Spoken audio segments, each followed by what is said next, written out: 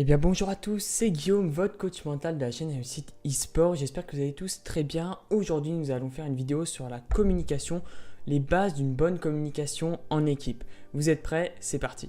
Après avoir fait quelques recherches sur YouTube, j'ai remarqué qu'il n'y avait pas réellement de vidéos qui traitaient de la problématique correctement. D'autant plus que ça tombait plutôt bien parce que j'étais en train de lire un livre qui s'appelle « Les mots sont des fenêtres ou bien ce sont des murs ». Et c'est un livre qui m'a énormément inspiré. D'ailleurs, je vous recommande de lire si la communication vous intéresse. Et je me suis dit, je suis obligé de faire une vidéo là-dessus parce que pour toutes les équipes e-sport, pour moi, c'est essentiel de connaître les principes qui sont dits dans ce livre. J'espère que vous êtes prêts. C'est parti. Nous partirons d'une idée de base qui est très simple, c'est que vous êtes après un match que vous avez perdu et vous souhaitez débriefer avec vos coéquipiers des éléments qui n'ont pas été. Vous ne voulez pas les vexer, cependant vous voulez transmettre vos idées afin d'améliorer la performance de l'équipe. L'objectif de cette vidéo est de vous expliquer les 4 étapes à respecter pour parler à vos coéquipiers sans qu'ils se vexent après un match et qu'ils puissent recevoir vos idées.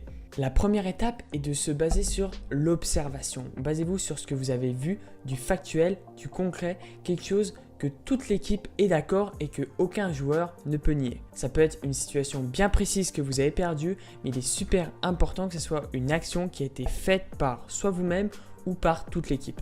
La deuxième étape consiste à exprimer clairement vos sentiments à la suite de cette action. Quels sentiments vous avez reçus après que cette action s'est produite? Il est hyper important que vous l'exprimez à vos coéquipiers et que vous ne le gardez pas seulement pour vous-même.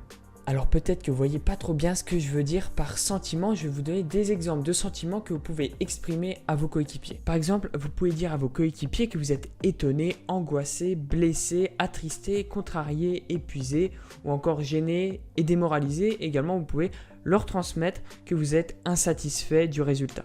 Ne pas exprimer ses sentiments est pour moi une erreur énorme dans une équipe. Si vous voulez savoir pourquoi, je pourrais faire une vidéo à cette thématique. D'ailleurs, dites-moi-le en commentaire si ça vous intéresse. L'astuce qui va vous permettre de mieux communiquer avec vos coéquipiers est d'être abonné à la chaîne YouTube Réussite eSport.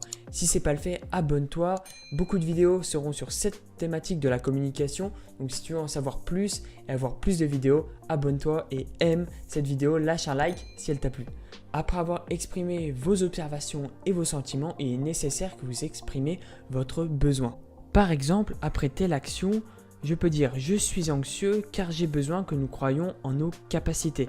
C'est aussi simple que ça. Dites-le simplement et clairement. S'ils ne sont pas d'accord, envoyez-leur cette vidéo. D'ailleurs, je pense clairement que pour une équipe, c'est hyper important que tous les membres de l'équipe regardent ce type de vidéo sur la communication pour avoir les fondamentaux d'une bonne communication dans une équipe. On passe à la quatrième étape. La quatrième étape et la dernière, c'est la plus importante.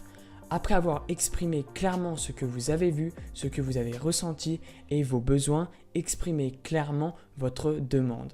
Concrètement, maintenant je veux quoi? Pourquoi que je vous parle? Pourquoi je suis en train actuellement de faire tout ce tralala entre guillemets? Qu'est-ce que je vais vous faire comprendre? Concrètement, maintenant, je veux quoi? Est-ce que je veux qu'on s'entraîne davantage? Est-ce qu'on change notre méthode d'entraînement? Est-ce qu'on recrute une nouvelle personne?